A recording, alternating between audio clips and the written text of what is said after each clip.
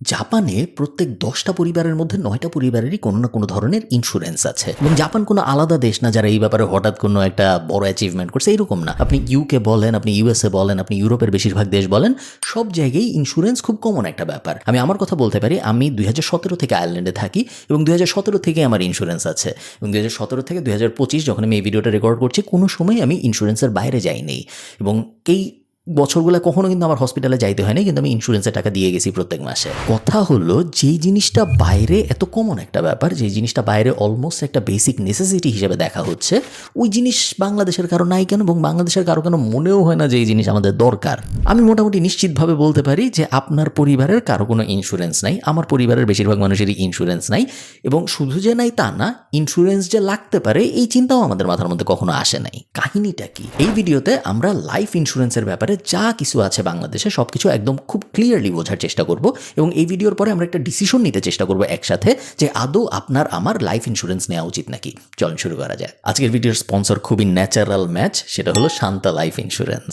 দেখেন, বাংলাদেশের জিডিপির মাত্র 0.4% আসে ইন্স্যুরেন্সের প্রিমিয়াম থেকে। এই বাস্তবতার মধ্যেই শান্তা হোল্ডিংসের একটা অঙ্গ সংগঠন শান্তা লাইফ ইন্স্যুরেন্স ওদের কাজকর্ম শুরু করছে। ওদের লক্ষ্য সিম্পল, বাট আমি বলবো লক্ষ্য অনেক কঠিন। কিছু কাজ থাকে না যে কঠিন বাট সিম্পল, এই কাজটা ওরকম একটা কাজ।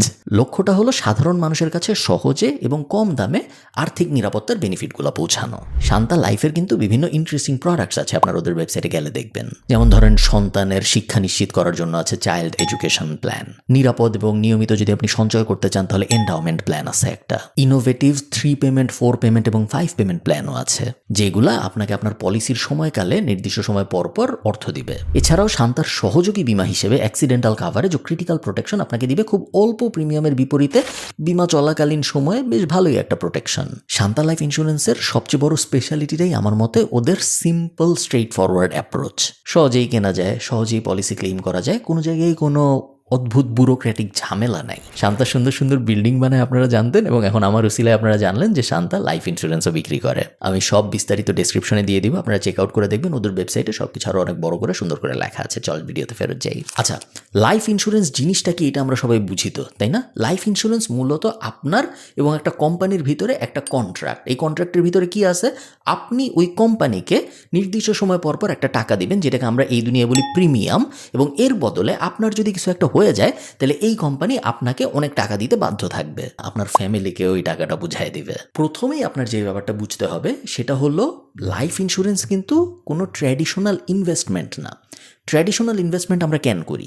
ট্র্যাডিশনাল ইনভেস্টমেন্ট আমরা করি যেন কিছুদিন পর পর আমার কাছে রিটার্ন আসে, অথবা অনেক দিন কোনো রিটার্ন আসবে না। ধরুন আমি জমি কিনছি, অনেক দিন কোনো রিটার্ন আসবে না, কিন্তু 10 বছর পরে আমি যখন ওটা বিক্রি করে দেবো তখন আমার একবারে অনেকখানি রিটার্ন আসবে। ওগুলো হলো ট্র্যাডিশনাল ইনভেস্টমেন্ট। বাট আমি যখন একটা ইন্স্যুরেন্স কিনতেছি, ইন্স্যুরেন্স কিন্তু আমি ইমিডিয়েট কিছুদিন পর পর টাকা ফেরত পাবো এই জন্য কিনতেছি না। লাইফ ইন্স্যুরেন্স করা হয় মূলত আমার যদি কিছু হয়ে যায় তাহলে আমার ফ্যামিলি, আমার বউ, আমার বাচ্চা কাচ্চা, আমার জামাই, আমার বাপ মা, এরা যেন ঠিক থাকে এই জন্য। আমি মনে করি লাইফ ইন্স্যুরেন্স সবচেয়ে বড় যে বেনিফিটটা দেয় সেটা হলো সময়ের সুবিধা। এটা আমি একটু ভেঙে বলি তাহলে আপনাদের বুঝতে সুবিধা হবে। যখন একটা পরিবারে কোনো অ্যাক্সিডেন্ট ঘটে তখন খুব বাজে একটা ব্যাপার হয়। ধরুন ওই পরিবারের কর্মক্ষম ব্যক্তির সাথে যদি কোনো অ্যাক্সিডেন্ট হয়, তখন সেই পরিবারের বাচ্চাদের স্কুল থেকে শুরু করে বয়স্ক বাবা মায়ের চিকিৎসা সব কিছুতেই ইমিডিয়েটলি একটা বিপদ নেমে আসে। এই মানুষগুলার একটু সময় দরকার হয় সব কিছু আবার নতুন করে গোছানোর জন্য, এবং স্কুলের বেতন বা বাজারের খরচ এগুলো তো অপেক্ষা করে না, এগুলো ইমিডিয়েটলি লাগে। সো সময়টা পাওয়া যায় না। লাইফ ইন্স্যুরেন্স যে ব্যাপারটা করে, ওই লাইফ ইন্স্যুরেন্সে যে টাকাটা পাওয়া যায় সেই টাকাটা এই পরিবারটাকে 2 বছর, 5 বছর, 10 বছরের একটা টাইম দেয় যে আপনার স্কুলের বেতন বন্ধ হয়ে যাবে না, আপনার বাজার করার সমস্যা হবে না, আপনার হসপিটালের বিল বন্ধ হয়ে যাবে না, আপনি আস্তে আস্তে আবার আপনার লাইফ গুছান, আপনি যেন আগামী 5 বছর চলতে পারেন বা আগামী 10 বছর চলতে পারেন, ওই জন্য এই টাকাটা আপনি এখন ইউজ করতে পারেন। সো এইভাবে কেউ দেখে না, বাট আমার মতে লাইফ ইন্স্যুরেন্সের মেইন বেনিফিটটাই এটা পরিবারটাকে সময় দেয় সবকিছু আবার গোছানোর জন্য। আচ্ছা, ইন্স্যুরেন্স কিন্তু ওই এক ধরনেরই হয় না, বিভিন্ন রকমের ইন্স্যুরেন্স হয়। হসপিটাল কাভারেজ খুব কমন একটা ইন্স্যুরেন্স, মেডিকেল ইন্স্যুরেন্স, যেটা অনেক মানুষ করে। মেডিকেল ইন্স্যুরেন্স কিন্তু 2 ধরনেরই হয়, আইপিডি, ওপিডি। সো আপনি হসপিটালে গেছেন, একটা চিকিৎসা নিয়ে বের হয়ে আসছেন, ওটার জন্য ইন্স্যুরেন্স হয়, আবার আপনি হসপিটালে ভর্তি হয়েছেন, ওটার জন্য আলাদা ইন্স্যুরেন্স হয়। যেইভাবে ক্রিটিক্যাল ইলনেসে পড়তেছে মানুষজন, আমার কাছে পার্সোনালি বেশ বড় একটা রিস্ক মনে হয় যদি ইন্স্যুরেন্স না থাকে কারো। আবার দেখুন, যেহেতু মানুষের লাইফ লাইফ এক্সপেক্টেন্সি বাড়ছে, দেখেন আমি রিটায়ার করবো 60 বছর বয়সে, কিন্তু লাইফ এক্সপেক্টেন্সি কিন্তু 74। এই 14 বছর বয়সের লাইফ স্ট্যান্ডার্ড মেনটেন করে চলারও কিন্তু বিভিন্ন ধরনের ইন্স্যুরেন্স আছে। এখন আপনি আমাকে বলতে পারেন যে ইন্স্যুরেন্স যদি এত মধুই হয় তাহলে বাংলাদেশের সবাই ইন্স্যুরেন্স কিনে না কেন? এখানে আমার কিছু অবজারভেশনস আছে এই ইন্ডাস্ট্রিটার ব্যাপারে। এক নম্বর অবজারভেশন হলো, মানুষ বাংলাদেশে পুশ সেলিং পছন্দ করে না।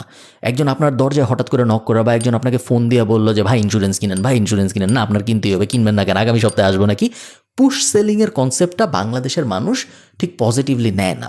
এবং এই কারণেই যেসব কোম্পানি পুশ সেলিং করে, যতই তাদের প্রোডাক্ট বা সার্ভিসেস ভালো হোক, just by the nature of their style of marketing ওই কোম্পানিগুলো একটা নেগেটিভ অ্যাসপেক্ট পায় বাংলাদেশের মার্কেটে। এটা কেন হয় আমি জানি না, বাট এটা হয়, এটা আমি জানি।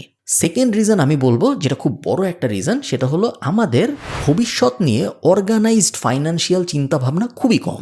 আমরা সবসময় কোনো একটা কারণে ভাবি যে যা হয় হবে, আরে কিছুদিন পরে দেখবো, আরে দূর আমার কিছু হবে না, ওই অ্যাঙ্গেলে আমরা সবসময় চিন্তা করি। ভবিষ্যতের জন্য যে প্ল্যান করা জরুরি, আমি একটা এক্সাম্পল দিই আপনাদের। আমি প্রত্যেক মাসে 4000 ইউরো একটা প্রাইভেট পেনশনে দেই এখন, এবং এই জিনিস আমি আগামী 30-35 বছর দিতে থাকবো। আমি কি জানি আমি আগামী 35 বছর পর্যন্ত বাঁচবো? বাট ভবিষ্যতের জন্য পরিকল্পনা করা জরুরি, এবং এই পরিকল্পনার অংশ হিসেবে আমি এই জিনিসটা করি।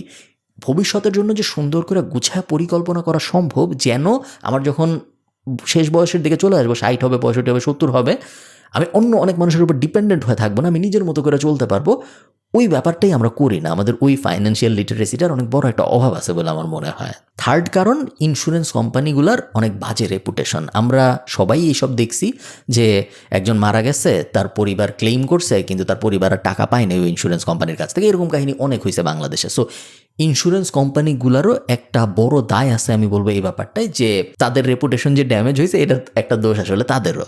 এই ব্যাপারগুলো আমি ওভারঅল দায়ী করব আমাদের ইন্স্যুরেন্স পেনিট্রেশন এত কম হওয়ার পেছনে। একটা খুব কমন অ্যাঙ্গেল আছে যেটা আমরা অনেকেই ভাবি, সেটা হলো আমি ইন্স্যুরেন্সে প্রিমিয়াম কেন দিব? আমি এর বদলে ইন্স্যুরেন্সে প্রিমিয়ামে যে 2000 টাকা দিতাম, সেই 2000 টাকা আমি ব্যাংকে যায় জমাই, একটা ফিক্সড ডিপোজিট করি, একটা সঞ্চয়পত্র করি, একটা ডিপিএস করি, এবং তারপরে আমি মাসে মাসে 2000 টাকা করে ওই ব্যাংকে দিতে থাকবো। যখন ইচ্ছা আমি টাকা উঠাইতে পারবো, ওর উপর আবার ইন্টারেস্টও আসবে, সেই ইন্টারেস্টের টাকাও আমি পাবো, লাভ আর লাভ। বাট ব্যাপারটা আসলে ওইরকম না। পুরা জিনিসটায় যে বেসিক সমস্যাটা আছে সেটা হলো আপনি ধরেই নিছেন যে আপনি প্রত্যেক মাসে এই জিনিস করতে পারবেন। But insurance is a safety net. Insurance আপনি তখনই নেন যাতে করে আপনি প্রত্যেক মাসে এই 2000 টাকা দিতে না পারলেও আপনার কোনো ফাইন্যান্সিয়ালি প্রবলেম না হয়। আপনি যদি পারেন তাহলে তো খুবই ভালো, বাট যদি আপনি না পারেন সেই ক্ষেত্রে যেন সমস্যা না হয়, ওইখানেই ইন্স্যুরেন্স ব্যাপারটা আসে। আচ্ছা, একটা কমন প্রশ্ন চলেন আমরা একসাথে অ্যাড্রেস করি, সেটা হলো কার আসলে ইন্স্যুরেন্স নেওয়া উচিত? আমার সহজ উত্তর হবে, আপনার যদি মনে হয় আপনার লাইফ অন্য মানুষের জন্য ফাইন্যান্সিয়ালি ভ্যালুয়েবল, শুধুমাত্র তাহলেই আপনার ইন্স্যুরেন্স নেওয়া উচিত। আমি একটু উদাহরণ দিই। আপনি যদি এরকম কেউ হন যে টাকা আয় করে এবং সে একা না, এতিম না, তার উপরে মানুষজন ডিপেন্ডেন্ট, তাহলেই আপনার জন্য ইন্স্যুরেন্স অ্যাপ্লিকেবল। যদি তা না হয়, সেই ক্ষেত্রে আপনার ইন্স্যুরেন্স নেওয়া না নেওয়া কিছু যায় আসে না। সো আমি বলবো আপনি না নিলেই ভালো। আরেক ধরনের মানুষের জন্য ইন্স্যুরেন্স দরকার নাই বলে আমার মনে হয়, সেটা হলো যারা আলট্রা বড় লোক। মনে করেন আপনার ব্যাংকে অলরেডি 25 কোটি টাকা আছে, এখন ইন্স্যুরেন্সের থেকে আরও কিছু টাকা আসবে, ওই টাকা দিয়ে আপনার পরিবার কী করবে? তার কাছে অলরেডি 25 কোটি টাকা আছে, যেটা সে নমিনি। সো আপনার জন্য ইন্স্যুরেন্স নেওয়া না নেওয়া তেমন কোনো মেজর ডিফারেন্স আছে বলে আমার মনে হয় না। আপনি না নিলেও হবে। ইন্স্যুরেন্স মূলত দরকার মধ্যবিত্ত বাঙালির, কারণ সবচেয়ে বড় বিপদে এই মধ্যবিত্ত বাঙালিরাই পড়ে। আচ্ছা, মনে করেন আপনি ঠিক করছেন আপনি ইন্স্যুরেন্স নেবেন। ফার্স্ট স্টেপ আমাদের কি হবে? ফার্স্ট স্টেপ হইল, ইন্স্যুরেন্সের বিভিন্ন ধরন আছে এবং এই প্রত্যেকটা ধরন সম্পর্কে একদম বোঝা মনোযোগ দিয়ে। ইন্স্যুরেন্স নেওয়ার সময় আমি বলবো সবচেয়ে বড় যেই ব্যাপারটা আপনার মাথায় রাখা উচিত সেটা হইল কোনো উচ্চাভিলাষী ইন্স্যুরেন্স না নেওয়ার। কারণ আপনি যখন উচ্চাভিলাষী কোনো ইন্স্যুরেন্স নেবেন, তখন আপনার মাসিক প্রিমিয়াম অনেক বেশি হবে, এবং এই মাসিক প্রিমিয়াম আপনি শুরুর দিকে হয়তো দিতে পারবেন, কিন্তু কখন আপনার জীবন বদলায় যায়, কখন কি কাহিনী হয়, এটা তো আপনি জানেন না। সো এমন যেন না হয়ে যায় যে অতি লোভে আমি বড় প্রিমিয়ামওয়ালা একটা জিনিস নিলাম, তারপর 2 বছর দিয়ে আর প্রিমিয়ামই কন্টিনিউ করতে পারলাম না, আমার আমও গেল ছালাও গেল। ওই সিচুয়েশনে আমরা যেন না যাই। ইন্স্যুরেন্স কিন্তু একটা সেফটি নেট। সেফটি নেট থাকতে হবে, বাট সেফটি নেট যে অসংখ্য একদম বিশাল বড় একটা সেফটি নেট হইতে হবে, ওটা জরুরি না। সো আমি বলবো খুব বুঝে শুনে নেবেন যেন আপনার প্রিমিয়াম খুব বেশি না হয়। আইডিয়াল হইল এমন একটা প্রিমিয়াম সিলেক্ট করা যেটা প্রত্যেক মাসে দিতে আমার গায়ে লাগবে না, আমি টেরও পাবো না, এটা চলে যাচ্ছে, এবং এটা চলে যাওয়া আমার রেগুলার লিভিং স্টাইলে কোনো পরিবর্তন আসবে না। আচ্ছা, ইন্স্যুরেন্স কোনটা নেবেন এবং কীরকম প্রিমিয়াম দিবেন এটার বিষয়ে আপনার যখন একটা বেসিক আন্ডারস্ট্যান্ডিং হয়ে যাবে, এর পরের স্টেপ হবে কোনো একটা এক্সপার্টের সাথে কথা বলা। আপনি যদি Shanta life insurance for example ওদের ওয়েবসাইটে যান, সেই ক্ষেত্রে আপনি দেখবেন যে ওয়েবসাইটে এক্সপার্টদের সাথে কথা বলার অপশনস আছে, ওখান থেকে আপনি সিলেক্ট করতে পারেন, আপনি সরাসরি চলেও যেতে পারেন, কোনো সমস্যা নাই। মূল কথা হলো একজনের সাথে কথা বলা এবং তারপরে ঠিক যেভাবে ব্যাংকের অ্যাকাউন্ট খুলে ওইভাবে ইন্স্যুরেন্সের অ্যাকাউন্টও খুলতে হয়, নমিনির ডিটেল দিতে হয়, এনআইডি দিতে হয়, ফর্ম ফিল আপ করতে হয়, তেমন কোনো জটিল ব্যাপার না। আপনি খুব সহজেই একদিনের কয়েক ঘন্টা করে ফেলতে পারবেন ব্যাপারটা। একটা ব্যাপার আমি আপনাদেরকে একটু মনে করাই দিই, এই ব্যাপারটা করা জরুরি। যেই দিনই আপনি ইন্স্যুরেন্স নেবেন, লাইফ ইন্স্যুরেন্স, আপনি বাসায় আসবেন, বাসায় এসে যিনি ওই ইন্স্যুরেন্সের বেনিফিশিয়ারি, সো আপনার হাজব্যান্ড, আপনার ওয়াইফ, আপনার বাচ্চা কাচ্চা, যেই ওটার বেনিফিটটা পাবে, তাকে আপনি পুরো ডিটেলটা বুঝাবেন মনোযোগ দিয়ে। মনোযোগ দিয়ে বোঝানো বলতে কি বুঝাই, কিভাবে, কোথা থেকে ইন্স্যুরেন্স নিছেন আপনি, কত টাকা আপনি প্রিমিয়াম দিবেন, উনি কিভাবে আসলে এই টাকাটা ক্লেম করবে, কোথায় ওনার যাইতে হবে, কোন ফর্ম ফিল আউট করতে হবে, সব কিছু আপনি বুঝাবেন মুখে। এবং এই জিনিস শুধু যে ইন্স্যুরেন্সের জন্য করতে হবে এটা আমি বলি না, এটা আপনার ফিক্সড ডিপোজিটের জন্য খুব খুব ইম্পর্ট্যান্ট। আপনি যদি cryptocurrency, stock market, bond market এইসব জিনিসে থাকেন, প্রত্যেকটার জন্য এরকম ক্লিয়ার একটা ফাইল থাকা অত্যন্ত জরুরি। আমি নিজে দেখছি অনেক মানুষজন অনেক টাকা ক্রিপ্টো মার্কেটে ছিল, বাট ওয়ালেট অ্যাড্রেস এই শেয়ার ব্যাপারে তার ওয়াইফের কোনো ধারণা নাই, পুরাটাই নাই হয়ে গেছে।